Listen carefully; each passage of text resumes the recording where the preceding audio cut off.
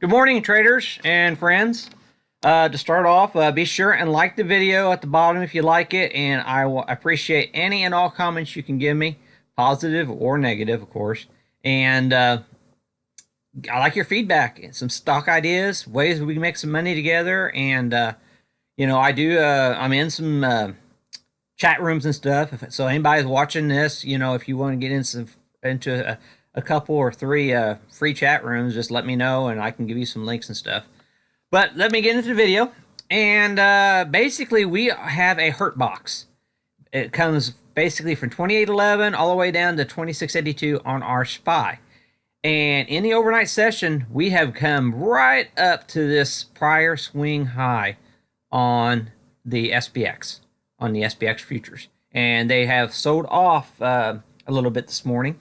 But yeah, we did put tag the prior high in the overnight session. So just keep that in mind. Purple this week I'm using as the market maker move, expected moves. So like I said, we've already come up and almost tagged our market maker move high in the overnight session. And the blue one is from last week. I always keep them on my charts too. So just keep that in mind that we're getting really toppy here on the SPX. And before I get any further, VIX. What I really want to talk about is VIX, and we are pushing a 2 standard deviation move to the downside on the VIX on our 4-hour and 1-hour charts. And I really don't have to show it to tell you what's going on here, but this is typically the buy zone to load up to the long side on the VIX. And what the reason this is happening on your SPY, everybody and their brother has drawn their Fibonacci retracements from the 28 to down here. And this last area, everybody and their brother is going long. So volatility gets crushed during that phase of the move. And that's why we're putting an extreme read on the VIX futures despite a serious resistance zone at the 2811 area. I mean, it's a very, very serious resistance zone. So probably the best trade you can have on the open today is buying VIX calls out into the future.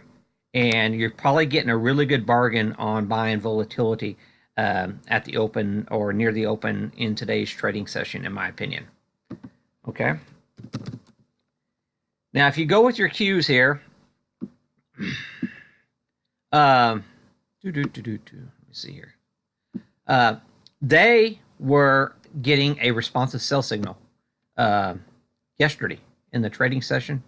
I'm gonna go with 30-minute chart. So basically, what I was saying here, you see this massive sell-off here in the VIX. That was a warning sign to me that something was not right.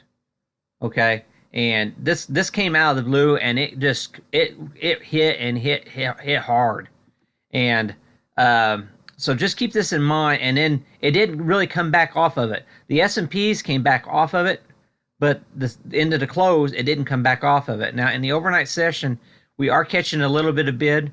But I am gravely concerned that something is changing in our cues. So just keep this on your radar. And let me show you something else here. I call this my Monsters of Tech chart. Okay. And let me 1 second here. Okay. Like I said, the cues were under some selling pressure yesterday. So I'm really keeping a close eye on what's happening here on this the mega caps.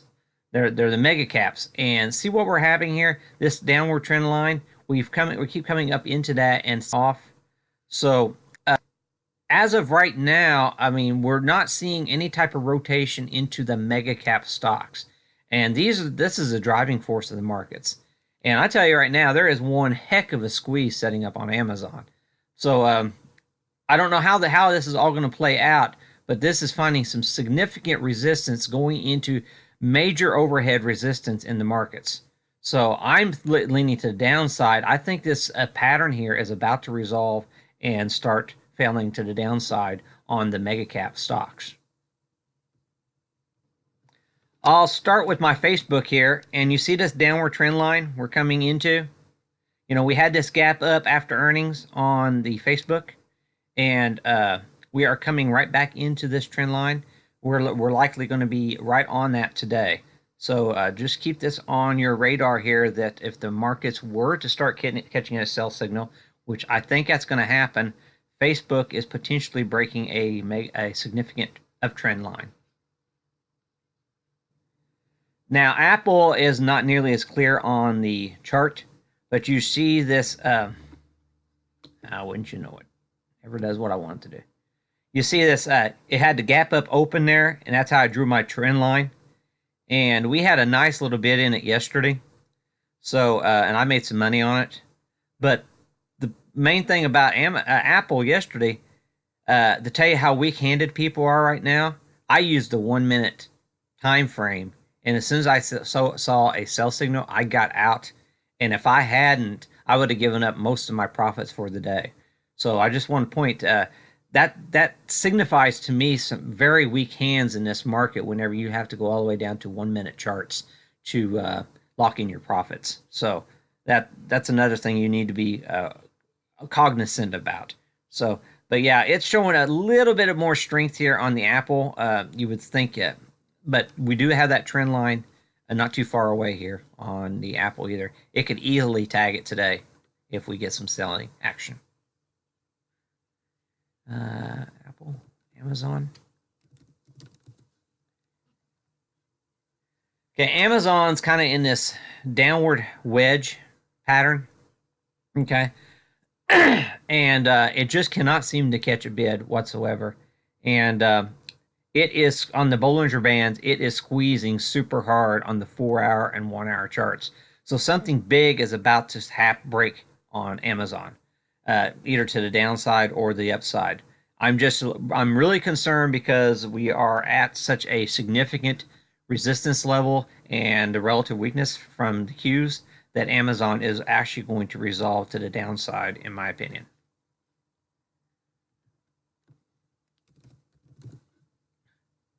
Netflix, it's fighting this little trend line here on Netflix. And this has been acting as the, okay, it's already come back into the midpoint on the channel. So we'll just keep a close eye on Netflix here, that getting up here where it's at a 2 standard deviation. It's still 2 standard deviations on the Bollinger Band. And it is overbought at these levels. And it has found resistance, topping resistance up at these valuations before, so it could very easily roll back over. And Google was the one that really, Google had, in my opinion, the best earnings out there of the FANG stocks. And as soon as earnings were over with, it just couldn't, it hasn't done much. It just kind of went sideways. And basically, we got this upward channel on Google. And as of yesterday, we tested the lows of this channel. And if we catch any significant weakness in the Qs, I can see us starting to roll out of this upward channel that started way back at the first of the year. So this uptrend, long-term uptrend low looks in jeopardy here on our Google. So just keep that in mind and on your watch. IWM has been on fire, and I do want to point out in the overnight session, we have come up and we have tested this prior swing high.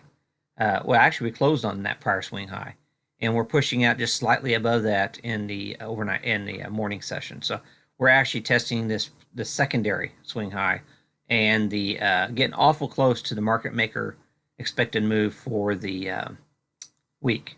So just keep that in mind, that we are nearing the potentially nearing some serious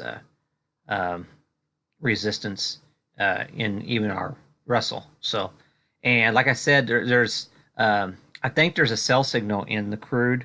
Oh, I didn't talk about it. Crude oil, I think, is overbought here, and I think this is very weak hands. We've gone too far too quick. We're at 2 standard deviation move on our 1-hour charts, and we are testing the channel highs, and it looked quite weak just a little while ago on the crude for potential breakout move to the upside. So I am still leaning, thinking that crude is going to be coming back in whenever the 1030 oil inventories come in today. So, and that is going to put downward pressure on the markets, in my opinion. Well, surprisingly, gold has stalled out for 2 days now, and it's coming off of the lows of the session, thank goodness. But it looks like that mega run-up in gold is not going to pay us as quick as I had hoped. This range here has really never seen responsive selling at this price level. So I do have some of the JNUG from the from Thursdays or from Tuesdays run up. So I'm still holding it, and we do have Newmont reporting today. Newmont Mining, and that's a gold miner, and their guidance, considering the price levels on gold here, their guidance should be very good. And actually, it's one of the stocks that I think are going to do the best this week on their earnings reports. On the earnings calendar, we have Domino's, Wendy's, Hormel, Newmont,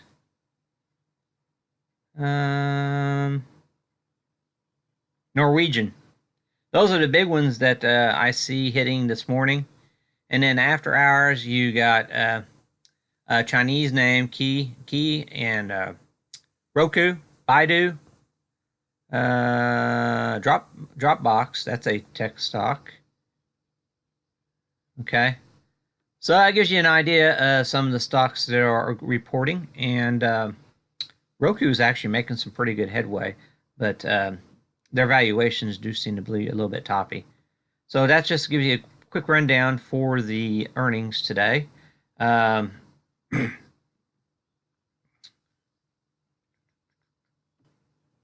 I want to talk about the German DAX, pretty much right at the close on the 125 SMA, finding a lot of resistance here. So keep that in mind on the German DAX. And if you go over here to the VT ETF, and this is the ETF that tracks global equities, not counting the U.S. equities. And as you can see, we have a multiple top putting in right here at the 200 SMA. And this explains a lot why even China, despite the trade news, China didn't even catch a bid overnight. And basically, the markets are waiting to see if there's a big sell-off coming into all this major resistance that the markets are running into today. And if there's ever a time to take a lot of profits, as of today, that the profit takers should step up. And like I said, VIX to the long side is not a horrible idea here. So just keep that in mind for your trading in today's session. I'm just going to call that it for today. It's a little too early for me to be looking at what the news and headlines are going to shape up as. But like I said, I'm bearish the market today. If I have anything on, they will be shorts. So good luck if you are going to the long side.